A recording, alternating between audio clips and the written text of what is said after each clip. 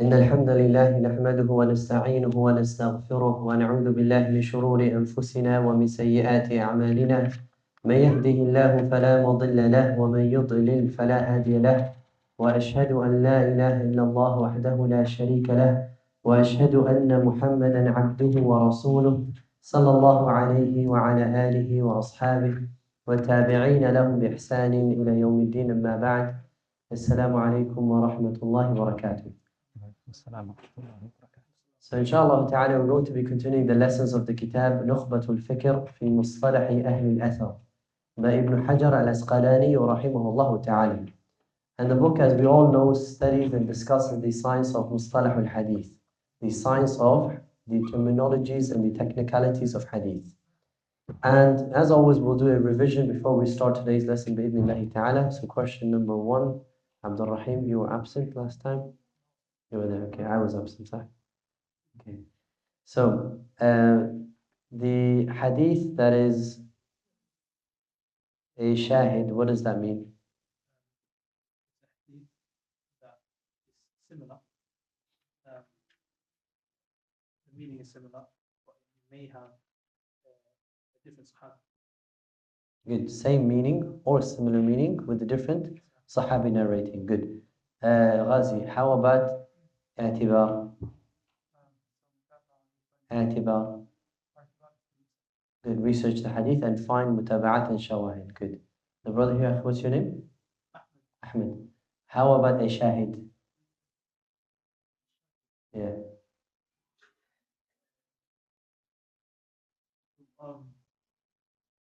Similar. So similar in meaning.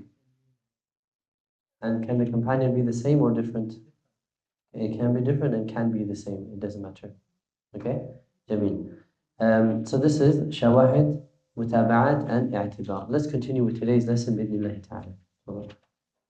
أحسن الله إليك. الحمد لله والصلاة والسلام على رسول الله. اللهم اغفر لنا ولشيخنا وللحاضرين والسامعين وللمسلمين أجمعين. قال المصنف رحمه الله: ثم المردود إما أن يكون لسقط أو طعن. فالسقط إما أن يكون من مبادئ السند من مصنف أو من آخره بعد التابع أو غير ذلك. فالأول المعلق، والثاني المرسل، والثالث إن كان باثنين فصاعدا مع التوالي فهو المعضل، وإلا فالمنقطع. ثم قد يكون واضحا أو خفيا. So the author now speaks about the hadith that are weak. We generally know a hadith of the Prophet ﷺ are divided into how many types? 3 types. Sahih, da'if, and hasan. Is there a hadith called mawdu'? So there's four types or 3? So generally we say the ahadith are only 3 types. That's it. Hasan or Sahih being the highest and the strongest level of them. Authentic. Then comes Hasan, sound, fair, good enough. But then comes weak, da'if, and that's rejected. Anything like what we refer to as mawdu'at, fabricated ahadith, it falls under da'if. We don't separate it by itself, and it's never been from the scholars of hadith, they separate it by itself. As Al-Hafiz al-Iraqi, he says, وَأَهْلُ هَذَا الشَّأْنِ قَسَّمُوا السُّنَنِ إِلَى صَحِيحٍ وَضَعِيفٍ وَحَسَنٍ. That the people of this science of mustalah al-hadith, of hadith, they broke it down into 3 types only. Sahih, da'if, and hasan. So the author now discusses, and we already discussed Sahih and Hasan. We went through the conditions. Now we discuss a hadith that is da'if. He says, ثُمَّ الْمَرْدُود. Mardud is another way of referring to the hadith that is da'if. Mardud means what? Rejected. A hadith da'if is rejected. إِمَّا أَن يَكُونُ أو إِمَّا أن يكون لسقط في السند. He doesn't have it here, but سقط is either as a result of a dropping in the chain أو طعن. And you can write in brackets في الراوي. And after سقط, write in brackets في السند. So any hadith that is da'if will not come out except for these 2 reasons. Weakening of hadith is one of these 2 reasons. Number 1, somebody in the chain is dropped. There's a disconnect in the chain. It makes the hadith da'if. Or number 2, طعن في الراوي. The chain is fully connected, but then there is somebody there that's spoken about. is criticized, a narrator is criticized. These are the two general reasons why a hadith is da'if. They're not the only. So let's now discuss a bit more into a hadith that is da'if. The word da'if in the Arabic language is the opposite of the word al-qawi was-sahih. Opposite of strength and authentic is da'if. In science of hadith, the scholars have a lot of different ways of defining what a hadith da'if is. One of the strongest and the good ways, as Ibn Hajar brings in his Nukhbatul, he says, كل حديث لم تجتمع فيه صفات القبول. Every hadith where the condition of acceptance was not found in it is rejected.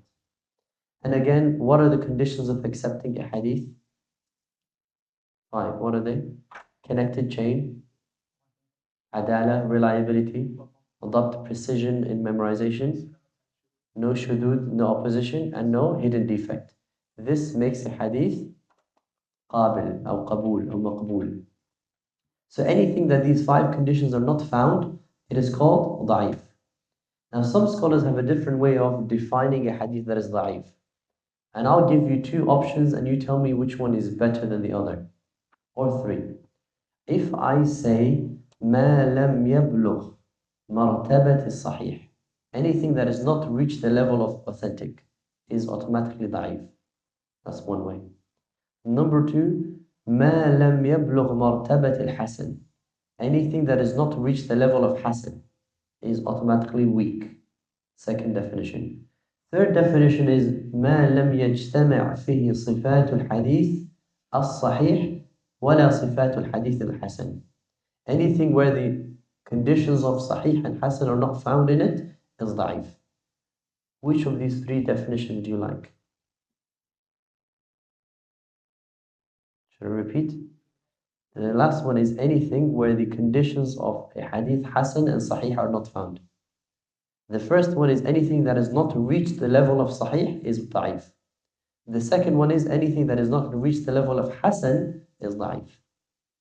Which is the best? Third one. Why? Good.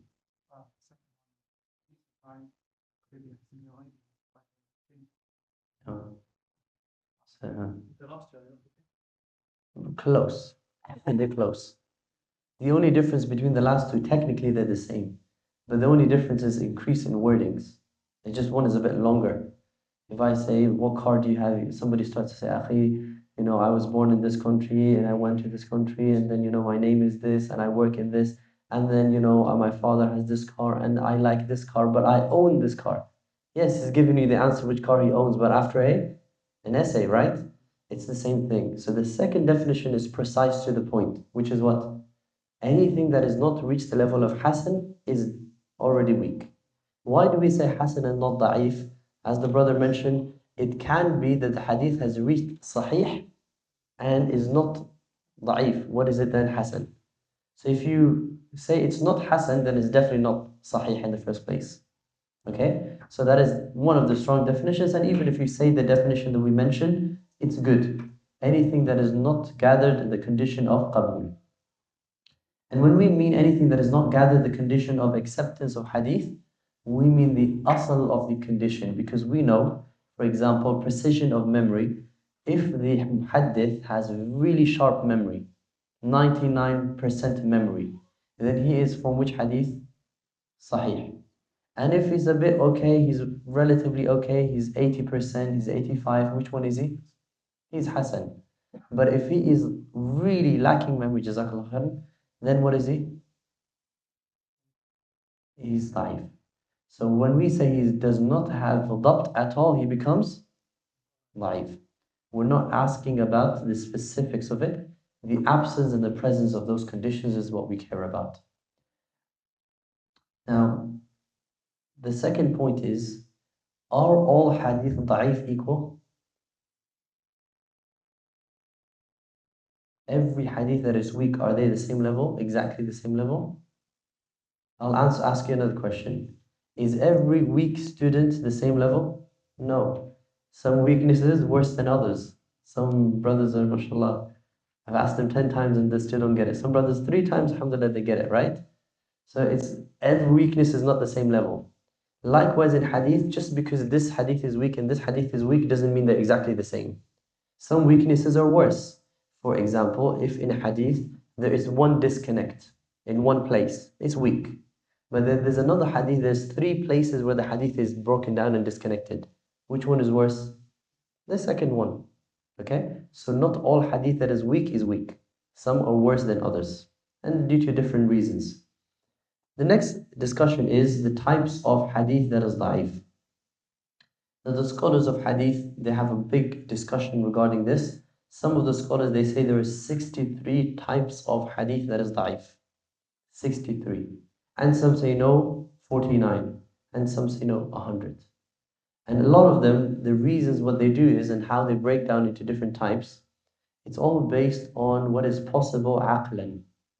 We have 5 ahadith conditions, right, to be authentic. Based on a combination of them, you can have many possibilities. On each possibility, they say it's a specific type of hadith that is weak. So by that, they can create a lot of ahadith that are weak, and that's just complicating it. Okay? We can say there are reasons what causes a hadith to be weak, and we can break down them into 4 types or 4 reasons. Number 1 is a weakness in the connection, meaning saqtun fi sanad, a disconnect, as we mentioned. Here Ibn Hajar mentions how many reasons? 2. Are they the only 2? No, there's more. There's more, but these are the 2 main ones. And for him, ta'nun fi rawi, there's other things that enter it. But number 1 is a disconnect in the chain. The chain is not connected from the Prophet to Imam al-Bukhari. There's somebody missing in the chain, hadith becomes weak. Or from my teacher all the way to the Prophet, there's somebody missing, it becomes da'if. That's number 1.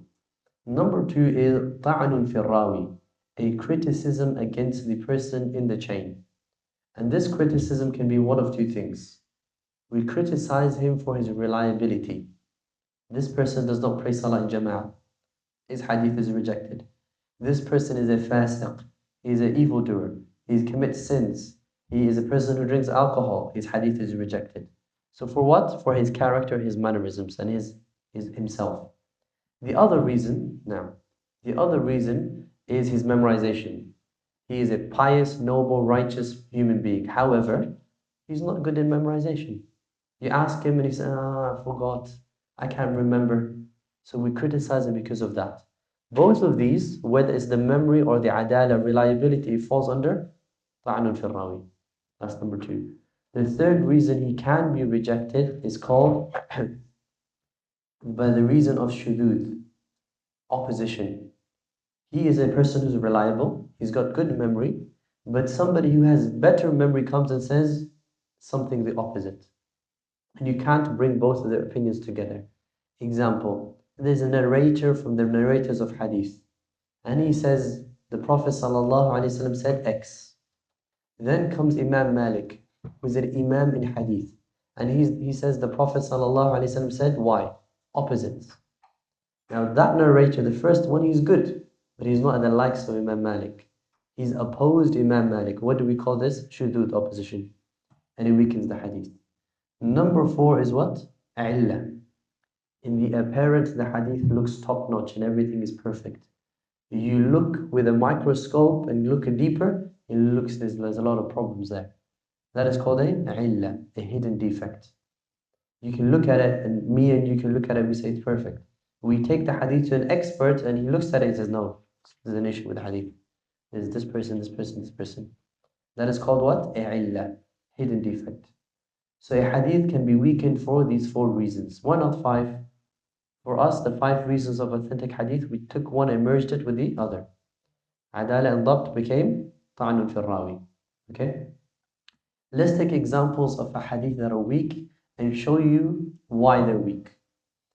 An example of a hadith that is weak, the hadith of Imam al-Tirmidhi rahimahullah ta'ala, from the hadith of Rishdin ibn Sa'ad, from Abdurrahman ibn Ziyad ibn An'am, from Utbah ibn Humayd, from Ubadah ibn Nusayyin, عن عبد الرحمن ibn Ghanm.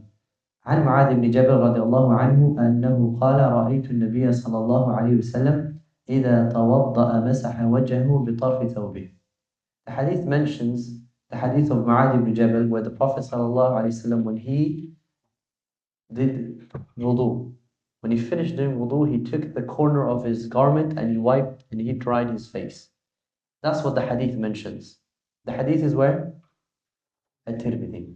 Imam At-Tirmidhi himself comments on the grading of this hadith. He says, Isnaduhu da'if, it's weak. Why is it weak? He says because of two people. Rishdin ibn Sa'ad and Ziyad ibn An'am. These two people are weak. Or An'am, Ziyad ibn An'am. These two people are weak. Now why are they weakened? From the four reasons we gave you, which reason is there? No.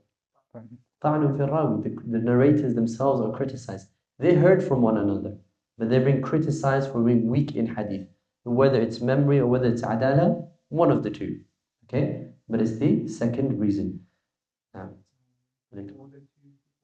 Rishdin ibn Sa'ad and Ziyad or Abdurrahman ibn Ziyad ibn An'am.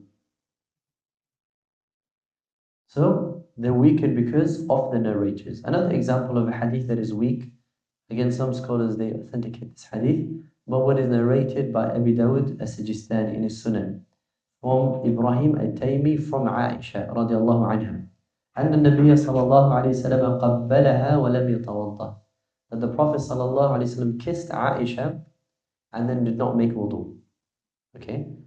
Now this hadith is narrated from who? Ibrahim al-Taymi from Aisha. The reason of this hadith being weak, a lot of scholars have weakened it, is there's a disconnect between Ibrahim al-Taymi and Aisha. Ibrahim al-Taymi, what's his rank? He's a tabi'i. But he is not a old tabi'i, he is a young tabi'i. And Aisha is a sahabiya, she's a companion. And there's a disconnect between them. So which reason are we saying this hadith is weak? The first one. It's a disconnect. Both of them are reliable. Of course, Aisha, there is no discussion. Any sahabi as a default ruling, we don't even discuss their reliability. As-sahabatu udul, all the companions are reliable. But then when it comes to the tabi'i, Ibrahim al-Taymi, he's also reliable. But where is the problem? They haven't heard from one another. There's a disconnect. Number 3, another example. What is narrated by Abu Dawud al-Sijistani again in his Sunan from the Tariq Hammam ibn Yahya from Ibn Jurayj عن الزهري عن أنس قال أن النبي صلى الله عليه وسلم إذا دخل الخلاء وضع خاتمه. That the Prophet صلى الله عليه وسلم, if he entered the bathroom, he would remove his ring. Now this hadith, a lot of scholars call it muttarib. It is a hadith that is conflicting with one another. Abu Dawud himself, who brings you this hadith, he says, هذا حديث منكر. This hadith is rejected. Why? He says, this hadith is weakened because it's known from Ibn Jurayj عن زياد ibn Sa'ad عن الزهري عن أنس ibn Malik. There's another version of this hadith that says أن النبي صلى الله عليه وسلم اتخذ خاتما من ورق ثم ألقاه. The hadith has nothing to do with the Prophet entering the bathroom and removing his ring. Nothing with that. The exact same hadith was narrated with the same sanad with a completely different wording. What is the wording? The Prophet took a ring min waraq from silver, and after a period of time he threw this ring away. It had nothing to do with removing the ring from the finger and entering the bathroom. So this is called a what? Ittirab. It's a conflict. Okay, and it's a weakness in hadith. Another reason why this is weakened is Hammam ibn Yahya. He is reliable. He's a reliable person. But in this place, he made a mistake. He's generally very knowledgeable. You ask him, he narrates, good memory. In this place, he made a mistake. And this is called a illah. Me and you look and we can say, subhanAllah, everything's good. No problem. But then bring an expert in and he looks at it and says, there's a problem. Yes, he's reliable generally, but this place he made a mistake. This is called a illah. Illah. Okay? And like we're going to see, illah is something not known by us, general weak people in hadith. Even people who are masters and doctors today, even there for them it's difficult. Only the experts know. Just like, for example, a lot of the times when you go to a goldsmith and you come and bring him your watch and say, show me what the price of this one is and is this real gold or not. Some of them then still new. He's just been selling gold and he's new to the game. He's not good. He's gonna give you the wrong answer sometimes. And some of them, you have your watch in your pocket. You walk into the store, as soon as you walk in, you don't even have to say anything. He says fake, take it out. How does he know? Experience. So illah, hidden defect in hadith, is only known by the nuqad, the experts of hadith. Okay? So let's carry on. We've discussed examples of a hadith that is weak. The scholars at this place, they discuss what is known as awhal asanid, the weakest of asanid. Now, why do we need to know the weakest of asanid? Because sometimes when you want to compare asanid and you have a weak isnad in front of you, which the scholars know it's weak, khalas, it saves you time. It's like knowing this one is weak, khalas, don't use it. This one is weak, you have to reject it. This is what helps you. Likewise, the opposite. Scholars also discuss what? Asahul asanid, the most authentic of asanid. And then they name them like what they refer to as a silsila al-dhahabiyya, the golden chain. For example, was the Ibn Umar, Malik an Nafi' an Ibn Umar is silsila dhahabiyya. Malik from Nafi' from Ibn Umar is the most authentic chain, they say. Again, there is a look into whether you can say something is the most authentic or not, but it is one of the strong chains, no doubt about it. So let's discuss how the scholars look at the weakest of chains.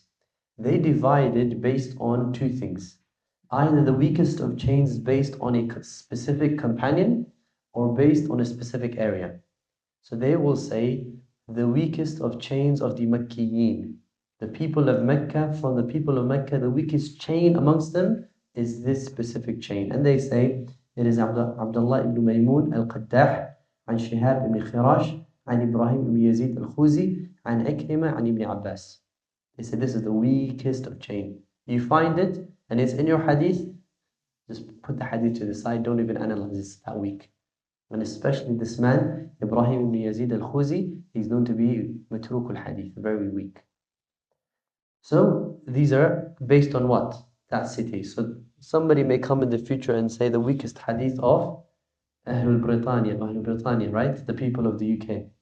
And they will say the weakest sanid in this country is X, Y, and Z. So it's based on what? Area. Some of them say no. We discuss the weakest hadith based on that companion, that sahabi.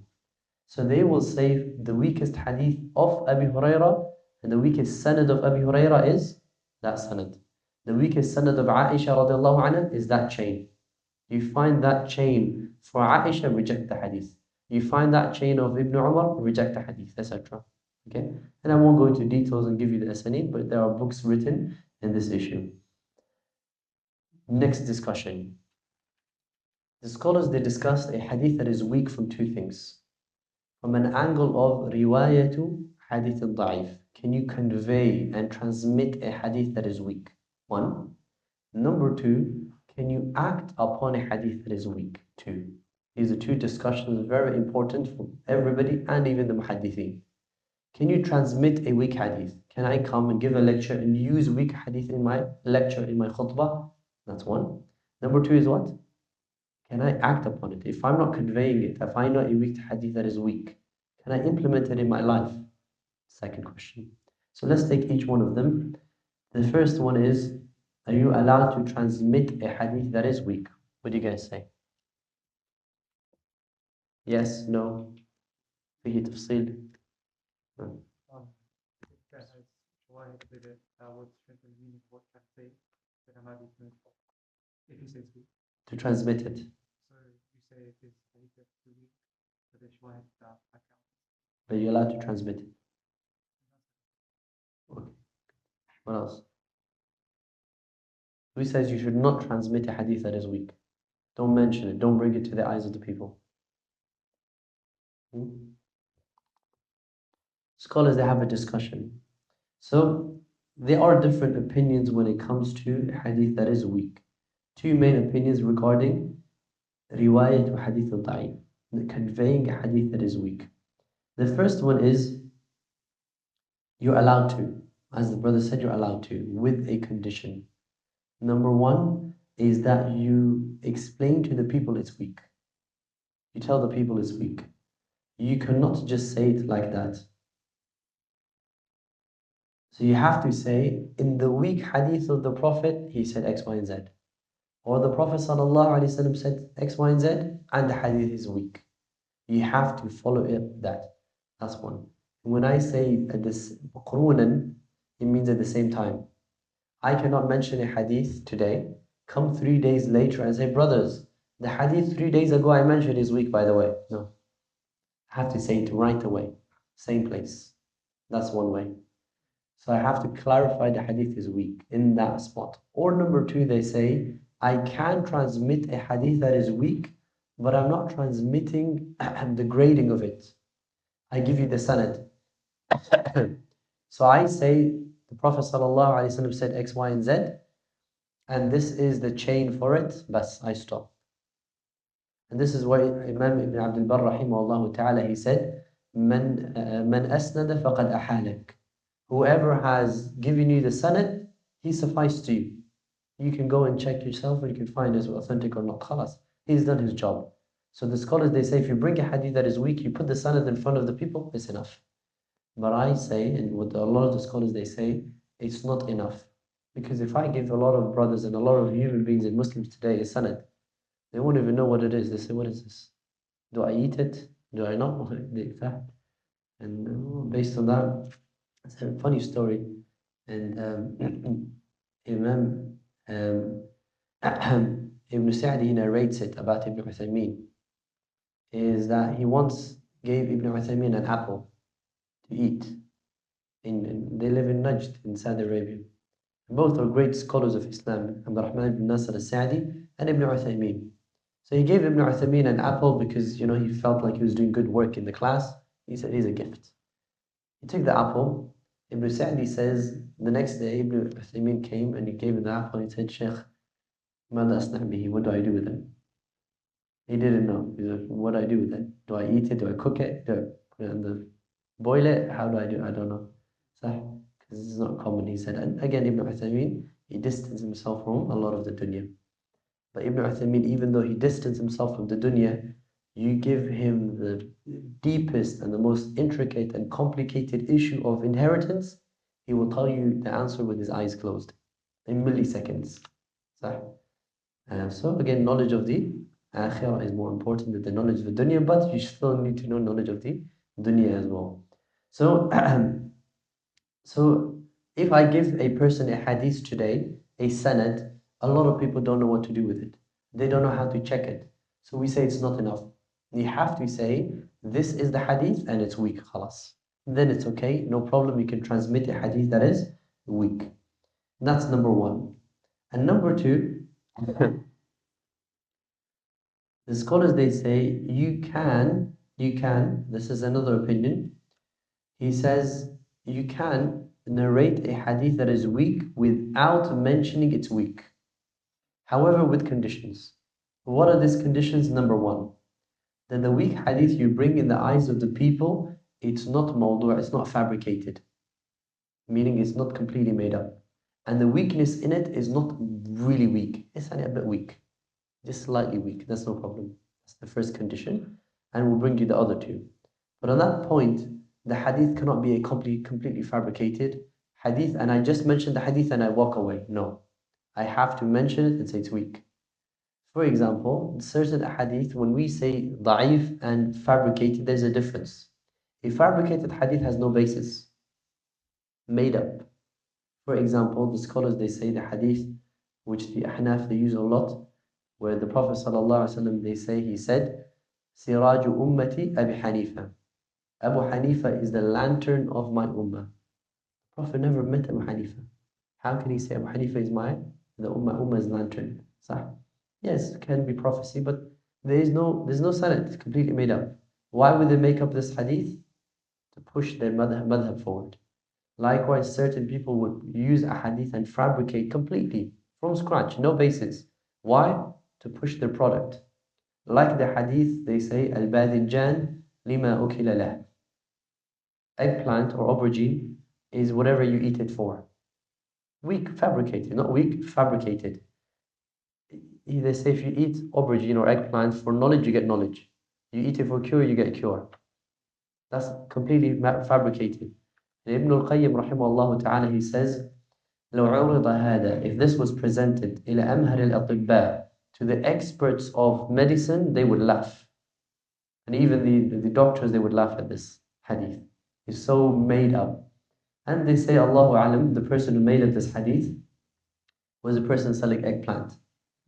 And he wanted his produce to sell, so he made up a fabricated hadith. And again, it's not hard to know it's fabricated. Why? There's a hadith of the Prophet ﷺ, where the Prophet ﷺ, he said, Ma'u Zamzam, lima shuriba lah. The water of Zamzam is whatever you drink it for. So instead of taking Zamzam, they said what? Eggplant, huh? If somebody wants to now sell a product, huh? They can just use it like that. So this is completely fabricated. So if the hadith is completely made up or extremely weak, I cannot just mention it without clarifying and transmit it without clarifying. That's the first condition. The second condition, they say, it cannot be a hadith in aqidah. The hadith that I transmit without a chain, without clarifying, cannot be in aqidah. Cannot be in aqidah. It has to be in things of encouragement. In fada'il al-a'mal, tarheeb and targheeb, no problem, but not in aqidah. Aqidah is something you cannot use weak hadith for. That's number two. Number three, if you transmit it, you do not transmit it just like that. You don't say the Prophet said. You transmit it with what is known as sighatu al-tad'if or tamrid. A format that shows you weakness. So you say, قِيلَ عَنِ النَّبِي, it's said about the Prophet saying. Or it's the hadith that is transmitted about the Prophet, indicating there's weakness. So through my wording, when I narrate this hadith without clarifying the ruling, I have to clarify or mention it in a way that gives the impression that it's weak. I can say it is said that the Prophet said. Then I say the hadith. Which is صيغة التمريض, or you can say غير جزم, غير جازم. It's not with certainty, not without conviction. It is said, it is mentioned, things like that. You don't say the Prophet said. So you don't say روى, or you say روي عن النبي صلى الله عليه وسلم. It's mentioned about the Prophet that he said. So it gives you that impression. So with that, they say you're allowed to, with those three conditions present, all three, then you can mention a hadith without clarifying the ruling. But we say it's better. It's more better for you. As the Prophet ﷺ said, من كذب علي متعمدا فليتبوأ مقعده من النار. Whoever lies about me intentionally, let him take his place in the hellfire. You don't want to do that. You be safe. If it's weak, say it's weak. If it's not, say it's authentic. Don't just say a weak hadith for the sake of saying it. So that's the first discussion. The second discussion is what? Can we now act upon it? Fine, I'm not transmitting to others. I hear about a hadith that is weak. Can I implement it in my life? For example, there are many weak hadith that relate to virtues of the surahs in the Quran. For example, the hadith that mentions whoever recites Surah Al-Waqi'ah, he will get provision from Allah. Weak. I've seen a brother reciting Surah Al-Waqi'ah all the time, hoping for rizq from Allah. It's weak, the hadith.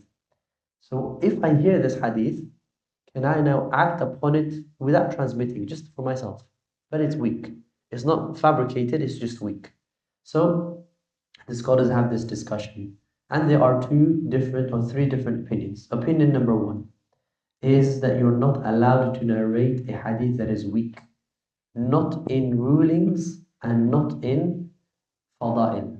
لا في الأحكام ولا في الفضائل. Nothing related to aqidah, nothing related to halal and haram, and nothing even related to encouraging the people to do khair. None of that. Hadith that is weak, you cannot act upon it whatsoever, in any angle.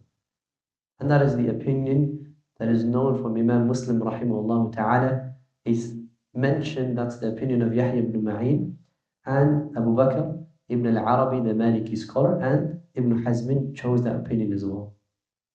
Which is what? You cannot act upon a weak hadith whatsoever. Khalas. It's weak, don't act upon it. A second group of scholars, as they say, you can act upon it, regardless of where it is. Whether it's in aqidah, whether it's in ahkam, whether it's in encouragement, in virtues, you can act with a condition or two conditions. Number one or three. Number one, it's not extremely weak. It's not fabricated. And number two, you don't find anything in that issue except that hadith. Number three, there is not another hadith that opposes it. There's not another hadith that opposes it. If these three conditions are fulfilled, you can act upon it, no problem, they say. Regardless of where it is, whether it's ahkam or other than it. That is, they say, the opinion of Imam Malik and Abi Dawood, rahimahumullah. The third opinion, this third opinion is the strongest opinion, and I find it to be the strongest, and Allah knows best, is you're allowed to act upon a hadith that is weak in fada'il al-a'mal only. Not in halal and haram, but in virtues of action, like the things that we mentioned, the virtue of reciting Surah Al-Waqi'ah, the virtue of reciting this surah, no problem. In that case, yes. But not in aqidah and not in halal and haram. But also with conditions. They mentioned three conditions. Number one, that the hadith is not extremely weak. Number two, it has a asl shar'i. It goes back to a premise in the sharia. There is a basis for it in our religion. Number three is whilst you act upon it, you still believe the hadith is weak. So for example, the issue of reciting Surah Al-Waqi'ah when it comes to asking Allah for provision. Okay, the hadith is weak. Is it extremely weak? Let's suppose it's not extremely weak, it's just weak. Is there a basis of reciting certain surahs for certain reasons? Yes, like Surah Al-Kahf for light. Again, it's not restricted to Friday, but yes, Surah Al-Kahf for having light. Surah Al-Mulk for protection of the fitna of the grave. Surah Al-Kahf from the Dajjal. Is that what you meant? And Surah Al-Kahf for the Dajjal. It also has, yeah, he mentioned both now. So Surah Al-Kahf from the fitna of the Dajjal, the first 10 verses. So we have this basis in the religion. That's number two. Number three is if I wanted to act upon it, I can, no problem. Recite Surah Al-Waqi'ah. Except I believe the hadith is weak. So whilst I'm acting upon it, as I'm reading it, I know the hadith is weak. In my mind, in my heart. Then they say you're allowed to. And this is, they say, the opinion of a lot of the scholars. And it's hukya al-ittifaq. They've said this is the agreement of the muhaddithin as well. And bila shak, this opinion has a lot of strength to it. But again, this opinion makes a distinction between what? Between ahkam and fadail al-amal. They say it's only in actions of virtue. Now, let's go to the last discussion of a hadith that is weak. Madan al-hadith al-da'if. Where can you find a hadith that are weak? In many books. There are books written specifically to bring out the weaks that are hadith that are weak out in the eyes of the people. An example, they write it in specific types of weak hadith. Ibn al-Jawzi rahimahullah ta'ala, he has a kitab called Al-Mawdu'at. He's brought every fabricated hadith in that book for you to see, for you to know it's fabricated. So it's a collection of hadith that are what? Fabricated, weak. Why? To spread them? No. To warn the people about them. That's one book. Number two, the hadith that is wahiya. Ibn al-Jawzi has another book. He brings you a hadith that is wahiya, which means and some scholars make a distinction between mawdu' and hadith al-wahi. And some say no, it's the same. But he has a book called Al-Ilal al-Mutanahiya fi al-Ahadith al-Wahiya. Ibn Jawzi as well has another book on, how do you say hadith wahiya? How would you translate it? It's baseless. It's completely baseless. It's not fabricated, but it's baseless. Um, or you can say extremely, extremely, extremely weak. Okay, but some say there's no difference between the two. And certain scholars have written, for example, in hadith and compiled a hadith that are marasil. Marasil meaning what? It's a type of weak hadith, and we'll see what that means later on in the book. It's a hadith that is weak, type of weak hadith, like the marasil of Abi Dawud al-Sijistani. He brought every type of hadith that is mursal, all of it in his books. Also, for example, Ibn Abi Hatim, he has his book Al-Ilal. A hadith that look good from the outside, from the inside they have weakness, he's brought them there as well, in one book called Al-Ilal.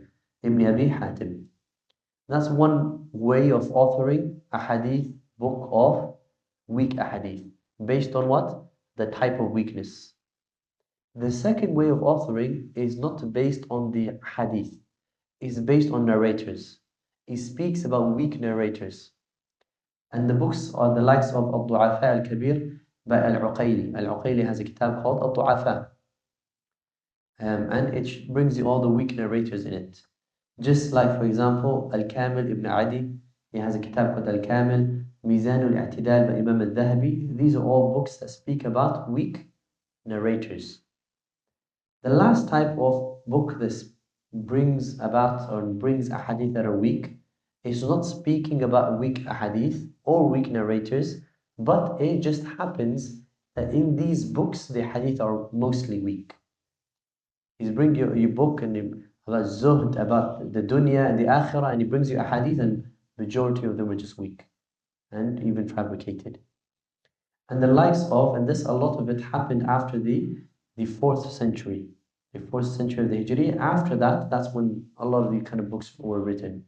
An example of that is a very common book that most of you must have heard of, Hilyatul Awliya wa Tabaqatul Asfiya by Abu Nu'aym al-Asfahani. Hilyatul Awliya. He brings quotes of the Salaf, of the Tabi'een. He brings you a lot of these quotes. All of them are weak. Most of them are weak, if not all. Okay, so that's one. Number two is Tarikh Dimashq by Ibn Asakir. He brings you the history of Damascus and history of that area, etc. A lot of the things he brings there are weak, if not majority. And also Musnad Firdaus by Daylami. Daylami has a Musnad called Musnad Firdaus, and that's weak as well. Speaking about Musnad Firdaus, let's go through a side story. There's a story that it has nothing to do, but it just reminded me because of Musnad Firdaus, which is, there's a story mentioned by Sheikh Bakr Abu Zayd rahimahullah ta'ala. Has a kitab called At-Ta'alum. At-Ta'alum. Not Ta'aleem, Ta'alum.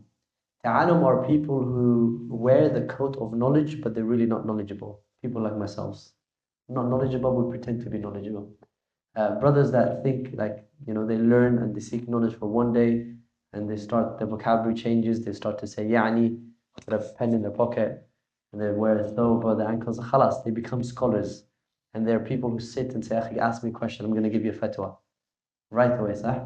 It's called ta'alum, this mudahara, this thing that is apparent. And it's common in the UK, and it's common in other countries as well. People that have this coat of knowledge and they're really not knowledgeable. So Sheikh Bakr Abu Zayd speaks about it. In the beginning of the book, he mentions an interesting story. He said there's a story of a person or a sheikh back in the days who was always asked a question by his students, and every time he was asked a question, he gives an answer. Every time. Every time he gave a answer. Never would he say, Allahu Alam. Never. Even they asked him really hard questions, very easy questions, complicated questions, sometimes questions in a different topic, like not even in the Sharia. He will give you a ruling and he'll speak about it. They said, we have to find out whether our Shaykh is really, really, really, really knowledgeable, or he's just making up everything now. So they said, the students devised a plan. They said, they made up a word in their mind. And they said, Khunfushar. That's the word they made up. They said, Sheikh, do you know what is khunfushar? They said, we'll present this word to the Sheikh. We made it up, all of us. It's not in a dictionary. And if the Sheikh says, yes, I know, and he starts to speak, we know he's not knowledgeable. We'll leave him. But if he says, Allahu A'lam, and he says, I don't know, then he is knowledgeable. Then he actually knows everything else that we asked him before. So they came to the Sheikh on the day. One of the students said, Sheikh, Athabakumullah, what is the meaning of the word khudfushar? Sheikh, he looked down, he looked up, he said, khudfushar. Nabatun is a plant that grows in the land of Yemen. And it's a plant that the goats, they like to eat. And when they eat, their milk comes out a lot. And a group of scholars, they say that, or the group of scholars of Qamus, so he broke down khunfushar to the root word, and he says the root word is X, Y, and Z. And Abu Dawud al-Antaliqi in his kitab, in this dictionary, he started to say. And he started to say, and then he said, Qala Rasulullah sallallahu alayhi wa sallam. As soon as he said, the Prophet said, he said, we stopped the Sheikh. He said, Sheikh, you lied about everybody else. Don't lie about the messenger. Don't say the Prophet said a hadith and he used the word khunfushar in it. We made up this word, Sheikh. So he became known as Sheikh al-Khunfusharin. That's it. That became his name. And anybody else who was like him, he would be called khunfushar. And some narrations mention, they said, Sheikh, where did you get all of this from? And some narrations mention he used it in a hadith. So the student said, Sheikh, where is it? Which hadith is it? Which book? He said it's in Musnad Firdaus of Ad-Daylami. So they went and they looked in the Musnad. They didn't find it. They came back. The Sheikh is not in the Musnad. Musnad Firdaus of Ad-Daylami is not in it. We looked in it. He said Musnad al-Firdaus has Ad-Daylami has 3 books. Musnad al-Firdaus al-Akbar, the big one, the middle one, and the small one. The one that you all have and you've been looking for is the middle one. This one is in the big one, and it has 1 manuscript, and it's missing. So you're going to get this hadith. He made it up completely, sah? So that reminded me of that story, Musnad al-Firdaus. So, may Allah protect us from at-ta'alum. So let's carry on.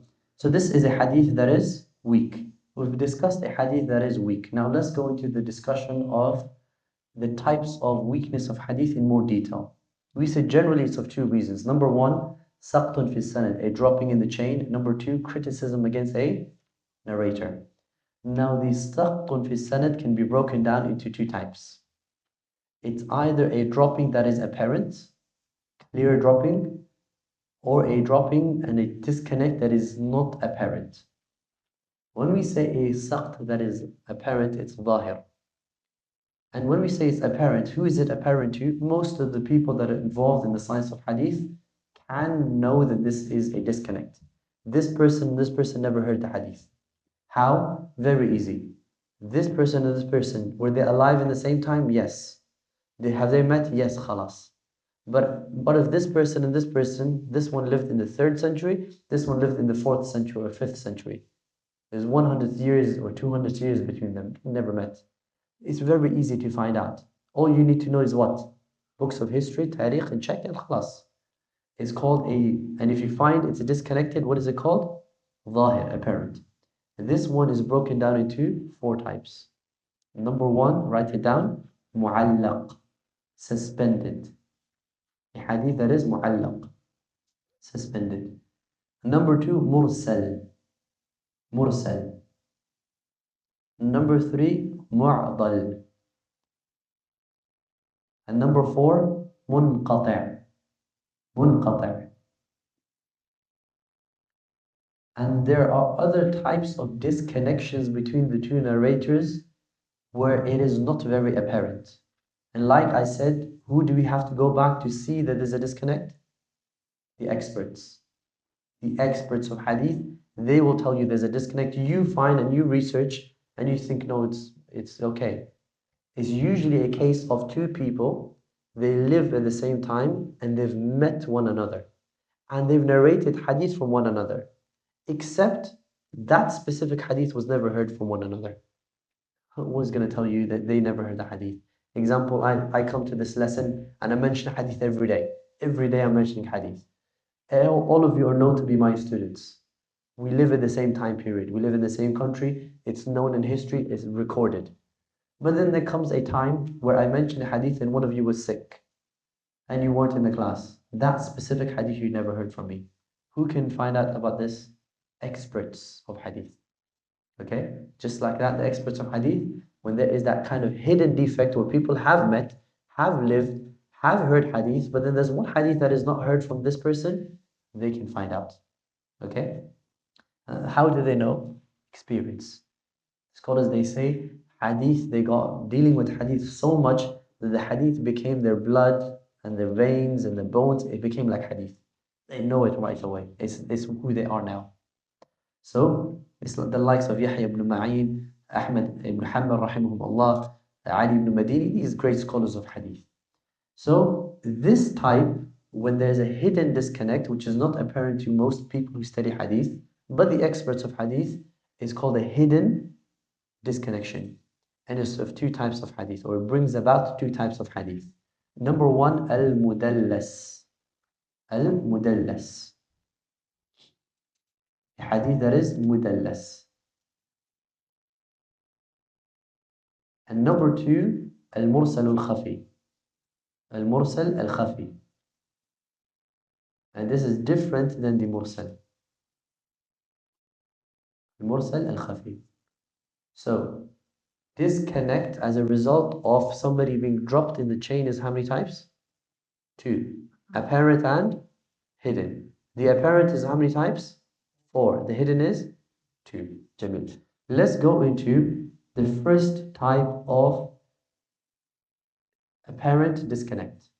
And let's follow the order. Let's go backwards with the order of Ibn Hajar. Ibn Hajar mentions it in the book, but let's go backwards. So let's start with Munqat'i', which is the easiest to understand. Al-Munqat'i'. Al-Munqat'i' comes from the word al-inqita', and it is the opposite of ittisal. It is the opposite of connection. And in the science of hadith, it's a hadith that has a disconnect, regardless of where the disconnect is and how the disconnect is. Any disconnection is in a hadith, the hadith is called munqati'. Regardless of how it is, who's being dropped, are they two, are they three, are they four, is it one, it doesn't matter. Any disconnect is called munqati' al-hadith. This hadith is munqati'. Example. Hadith of Imam al-Tirmidhi rahimahullah ta'ala from the tariq of Al-Harith ibn Abd al-Rahman from Talha ibn Ubaydillah from the Prophet sallallahu alayhi wasallam, where the Prophet sallallahu alayhi wasallam is meant to have said, لِكُلِّ نَبِيٍّ رَفِيقٍ. For every prophet is a close companion. وَرَفِيقِي, meaning my companion in Jannah, is Uthman. This hadith is weak. And Imam al-Tirmidhi says it is gharib. وَلَيْسَ إِسْنَادُهُ بِالْقَوِي وَهُوَ مُنْقَطِعٌ. It is weak, it is disconnected. Why is it disconnected? It is because there is a disconnect between Al-Harith ibn Abd al-Rahman and Talha ibn Ubaydillah. They're disconnected. They never heard from one another. So the hadith becomes weak as a result. Now this is an example of where there's a disconnect in one place only. Where's the disconnect? Only in that section, one place. That person and that person never heard. There were only two people. Sometimes it's more than once. An example of where it's more than once is the hadith of the Prophet ﷺ, or the so-called hadith, from the hadith of Abi Darda, where the Prophet ﷺ, he said, أَكْثِرُ الصَّلَاةَ عَلَيَّ. Increase in sending salutations upon me on the day of Friday. فَإِنَّهُ مَشْهُودٌ. It is witnessed. تَشْهَدُهُ الْمَلَائِكَةُ. The angels witness it. That hadith is weak. Yes, there's virtues of sending salutations on the Prophet, other ones, on the day of Friday as well, but not this one. This hadith itself is weak. This hadith is narrated from Zayd ibn Ayman, from Ubadah ibn Yusuf, from Abi Darda. Between the first one and the second one is disconnected. Between the second one and Abi Darda is also disconnected. So how many disconnections do we have? 2 places. This is called also what? Munqat'i. This is also called Munqat'i. What is the ruling of a hadith Munqat'i? It's da'if. It's weak. We're not going to take it. If there's a hadith that is disconnected, we're not going to take it. Why? Why do we not take it? It's just a disconnect. Why? What's the big deal? Huh? But why? What's the big deal? Even if it's zahir. The rest of the chain is okay. So what? If one person is dropped? Even if it's one, call it da'if. Why? What's the big deal, right? Somebody can come and say, what's the big deal? It's one person being dropped in the chain. It's your religion. And that one person, if it's dropped, that one person being dropped, we don't know if he's reliable. If we know he's reliable, it's not an issue. If we know he's got good memory, it's not an issue. But the fact that he's dropped, we don't know his situation. That's the problem. And then this is not something that you're studying in a textbook and that's it. Your akhirah depends on this. Your akhirah depends on the sharia, on the knowledge of Islam. So we don't want to bring something in our religion that is what? Weak. And you'll be practicing things in your religion. The Shaykh Fulan said, oh, what's the sanad? We don't know. Or there's a sanad but somebody's dropped. We don't know if he's reached us correctly. Now our religion becomes like the religion of who? The Christians. They do whatever they want. And a lot of even sects of Islam, my Shaykh told me to do this. Who's your Shaykh? Who's given him knowledge? As scholars would say what? إِنَّ هَذَا الْأَمْرَ دِينٌ فَانْظُرُوا عَمَّنْ تَأْخُذُونَ دِينَكُمْ. This affair is your religion. Look at who you take your religion from. You don't want to do actions and waste your time in the dunya and come on the day of judgment and haba and manthura. It's all wasted. So, only because what? Hey, one disconnect doesn't matter. So it does matter. In our religion, it does matter. Everything is precision. So, munqata' is what? Any kind of disconnect. Now, regarding munqata', some of the scholars, they use a different wording. They may call it al-maqtu'. Al-maqtu'. And it's relatively sometimes used in the same fashion and there's not a problem. Maqtu' or munqata', it's similar.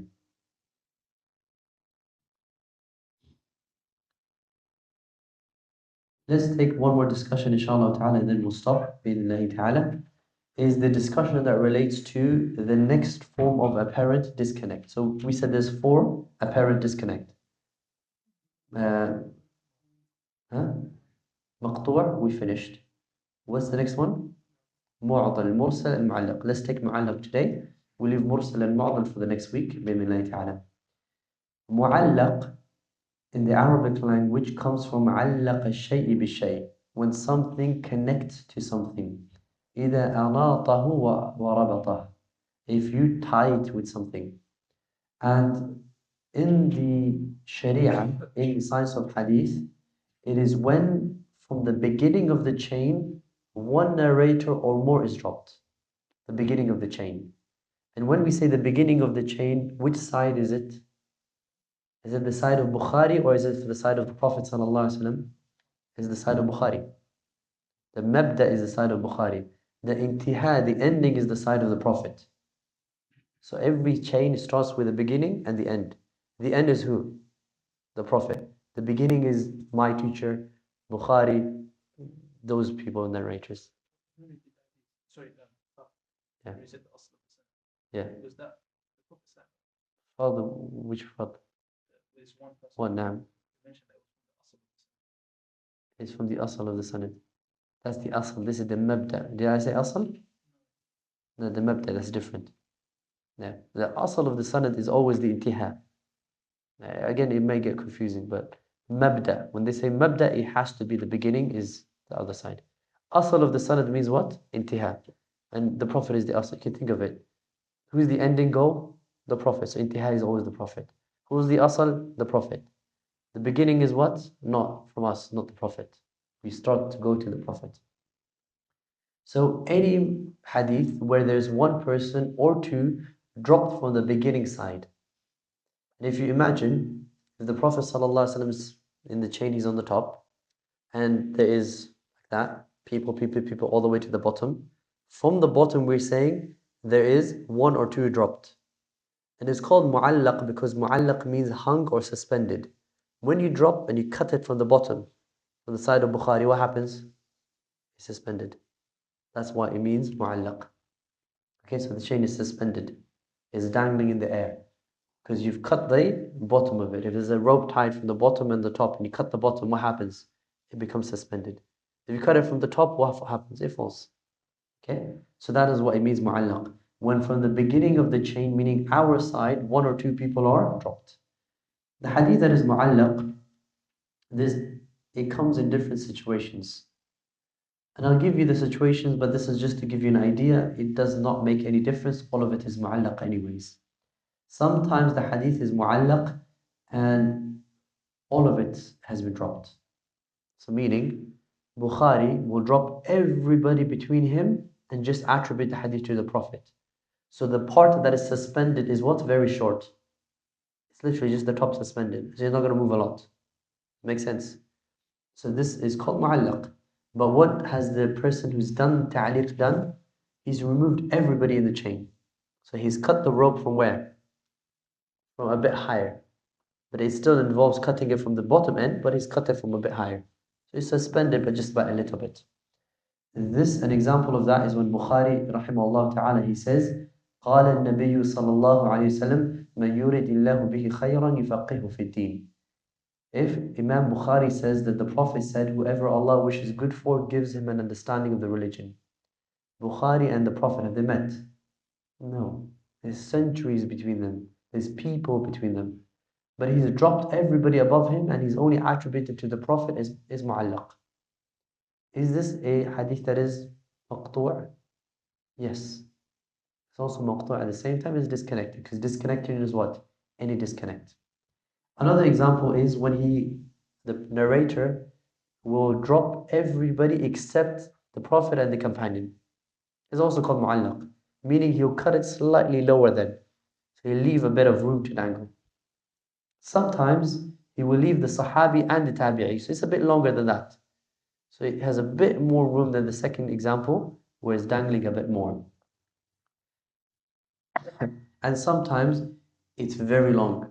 So he simply drops his teacher. Bukhari drops his own teacher and he attributes it to his teacher's teacher. So there's a long length dangling from the top. Make sense? All of this is called what? Mu'allaq. It's also called maqtu' because somebody has been dropped.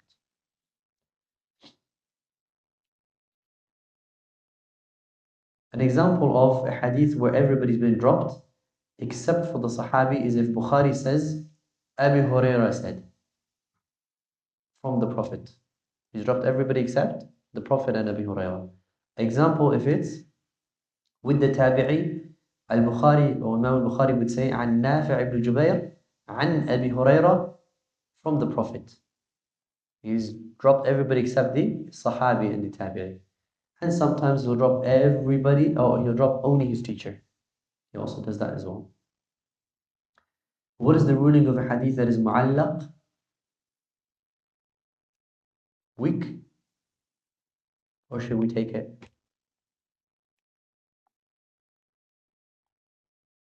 Huh? We're saying somebody's dropped in the chain. Of course it's weak. Somebody's dropped in the chain. Are you going to take the hadith? No, it's weak. You're going to leave it.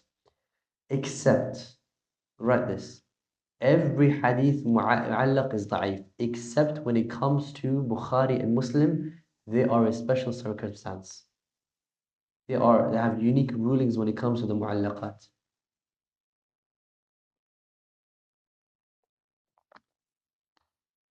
When it comes to Bukhari and Muslim, they have a unique ruling if it's mu'allaq in Bukhari and Muslim. And this is where the whole discussion of Bukhari has weak ahadith comes. Who's heard of that doubt? Who's heard of somebody on YouTube saying Bukhari has weak hadith or Bukhari is weak? A lot of people, right? This is where it comes from. Why? Because Bukhari has mu'allaqat in his Sahih. It's not a secret. Bukhari in his Sahih al-Bukhari has ahadith mu'allaqat. And what did we say about mu'allaq just now? is disconnected, there's suspended, there's somebody missing. So then what? There's a discussion now. The mu'allaqat of Bukhari, there's two circumstances and no third of them. Number one, Bukhari will bring you, by the way, when we say mu'allaq in Bukhari, it's not a part of his hadith, first of all. Bukhari has conditions for what's in his book. What he puts in his introduction, different thing. Not introduction, afwan, in his, what's it called? Titles. In his headings. That's a different case. Bukhari says everything in my hadith is sahih, except the headings are not a part of his book. So he brings you the mu'allaqat where? In his headings. He'll bring you a title of a chapter using a hadith that is mu'allaq. That is what we're discussing. Aslan, it's not even a problem. It's not a part of his hadith. If I come, or for example, the Mus'haf, right? Can you grab me a Mus'haf? Just so I give you an understanding. This is the Mus'haf, Quran, right? Speech of Allah. When you open the Mus'haf, this is in the beginning. Is this Quran? No, it's not Quran. It's in the Quran. It's a part of the Quran. No. Now this is Quran, yes. This one, this version has hawamish. It has footnotes. Is this the Quran? No.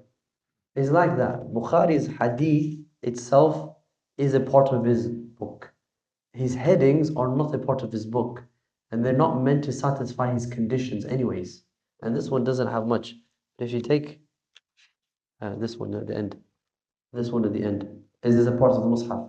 No. Is it part of the Mus'haf? No. But it's in the book. It does not mean it's a part of the book. As in, it's not meant to be a part of it. Does everybody understand? So Bukhari's headings are not a part of his hadith that he's presenting to the people. His headings are just for you to have an idea of the structure of the book. In his headings, he brings mu'allaqat. It's not even an issue. But let's discuss it being an issue. Hypothetically, let's discuss. If it is an issue now, Bukhari, when he brings the mu'allaq in the title, then it's one of two situations. Number one, he will bring you a hadith mu'allaq in the title. However, somewhere later in his book, he connects it. He shows you the full version of it. So just in the title, he brings you mu'allaq. For example, Imam al-Bukhari will say, قال النبي صلى الله عليه وسلم من يرد الله به خيرا يفقهه في الدين. Whoever Allah wants good for, He gives him an understanding of the religion. He's brought you this hadith and he's attributed directly to who? The Prophet. It's mu'allaq, no doubt. But he's only using it as a title that the religion or understanding the religion is important, the significance of knowledge. Then he will start to bring you a hadith that are in the full version, and that is what the hadith of Bukhari is. And a lot of the times, Bukhari does this. He'll bring you the mu'allaq, but in his own book, elsewhere, he'll connect it for you. It's not even an issue. It's no mu'allaq anyways now. Make sense? And this is majority of what you find in Bukhari and Muslim. If they bring the mu'allaqat, it will be connected in other places. And the scholars discuss why they do have to do mu'allaqat in the first place. To make it easy. It's hard, it's not hard. It will increase from the size of the book. If every hadith will bring you the entire chain in every place in the book, and he's only using it as a title, it's just the book will become huge, 4 or 5 times bigger than the size it is. So if he's only using the hadith as a title, he doesn't want to bring you the whole chain. He'll bring it to you later. What's the problem? No problem, right? That's the first case. Now the second case is when he brings you mu'allaqan, but then he doesn't connect it for you in his book. Bukhari or Muslim. They bring it mu'allaq, but you don't find it elsewhere in the book. This one has 3 situations. Or 2 situations. Number 1. If he brings it بصيغة الجزم and he says قال, he says قال. So Bukhari brings it disconnected, but then he's using a word like قال, jazm. Or rawa, it's narrated. ذكر, it's mentioned. حكى, all of these ones, then they are connected. Scholars of hadith agreed they are something that is connected. Why? If there's a disconnect, Bukhari is using the words like qala. Why do we say it's connected? Because I hear of knows that this is He knows it's authentic, but I don't know it's authentic. Fine, he knows it's Bukhari. I don't know it's authentic. Why should I trust him? Yeah, but I know he's a scholar, but you don't take everything from scholars right way, right? Religion, right? It can be Bukhari and bring me a hadith with a disconnect. I'll say sorry. Bukhari, show me where it's connected. Why should I accept it? Well, he generally was careful with his wording. Very close. Something else I'm looking for. Again, you can be experienced, but why should I take it from you? Because every place Bukhari brings you a hadith that is mu'allaq, but uses this wording that is jazm. When the scholars analyzed it, other scholars, not Bukhari, like Ibn Hajar and other scholars, they analyzed it, they found through istiqra that every time he brought sighatul jazm, it is connected. So they made it into a principle. Not because it's Bukhari, but we looked at that chain, analyzed every time he used qala, it's always connected. He mentioned, he says dhakara is always connected. If he uses those wording that are strong, it's always connected because we analyzed it and that's what we found. And Ibn Hajar rahimahullah ta'ala, he speaks about the mu'allaqat of Bukhari in 3 places. Number 1, he has a kitab called Taghliq al-Ta'liq. Taghliq, which means closing. Ta'liq means what? Mu'allaqat. Imam Ibn Hajar came to Bukhari, in every place he found a hadith mu'allaq, he went out of his way, researched and found you where it's connected. He showed you the missing people in it. So through his research, he showed you it's always connected. That's one. Second place, it is in his kitab Huda Sari or Hadi Sari, and some scholars don't like that name. They call it Muqaddimatu al-Sharh, the Muqaddimah of Sahih al-Bukhari. Ibn Hajar has an introduction to his kitab Fath al-Bari, the Sharh of Bukhari, and that Muqaddimah he speaks about Mu'allaqat. The third place is Fath al-Bari itself. So the point is, if Bukhari brings you that wording which gives you certainty, we know it's connected.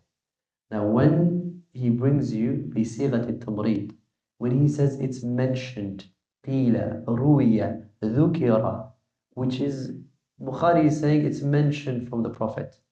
It is said about the Prophet. It is narrated, likely narrated from the Prophet, those weak wordings. And it's a hadith that is mu'allaq, then the scholars, they say, we stop. We don't say it's weak, and we don't say it's authentic. We analyze. If it's authentic, we take it. If it's weak, we say it's not going to be taken.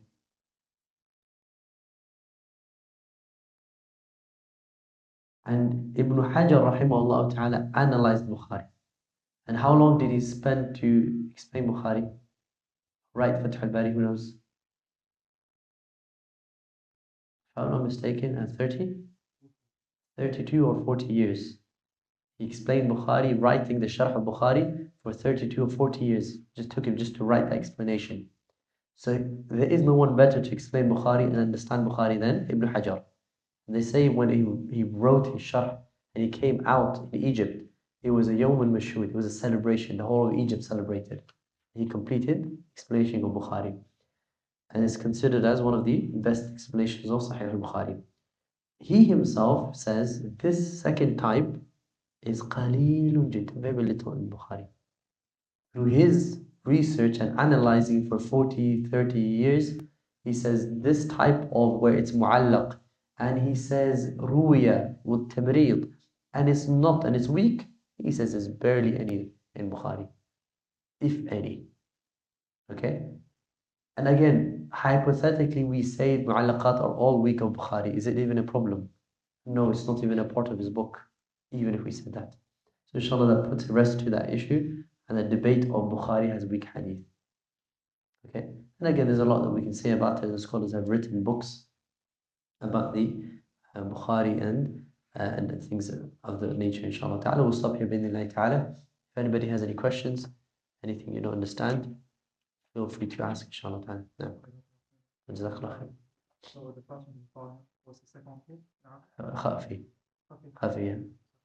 The saqt is either ظاهر or خفي, apparent or hidden. Sisters have any questions, you can send it in the group. So you are allowed to act on a weak hadith for amal. If it's in fada'il al-a'mal. No, as in if it's just regarding actions. Now when we say fada'il al-a'mal, it means it's related to the virtues of specific actions. Because an action can be related to halal and haram, and it can be related to just ibadah for yourself, between you and Allah. What we care about is what's between you and Allah, no problem. But if it's a mu'amala, an action, halal and haram, so even if it's about you and Allah, but it's not something like you can now commit zina. No, it's encouraging you to do something good in ibadah.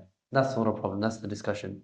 So the weak hadith can be acted upon in fadail al-amal, meaning it's encouraging you to do a good action only. Of course, if it's encouraging you to do a bad action, of course it's not allowed, even if there's a weak hadith. Does that make sense? So for example, the hadith that mention the encouragement of seeking knowledge, some may be weak. Yeah, you can act upon it. Because the basis of that is in the religion, etc., etc. And that weakness in that hadith is not weak, that much. Oh. Barakallahu feek. Any other questions? Let me just see if the sisters have any questions. If not.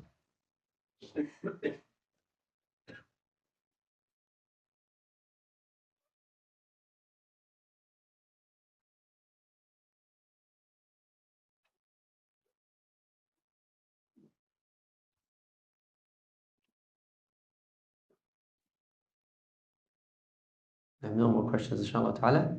So we'll stop here for now. Barakallahu feekum. Anything good that I said is from Allah subhanahu wa ta'ala. Any mistakes, any shortcomings, any errors is from me and shaitan. Subhanaka Allahumma bihamdik. Ashhadu an la ilaha illa anta astaghfiruka wa atubu ilayk. Wassalamu alaikum wa rahmatullahi wa barakatuh.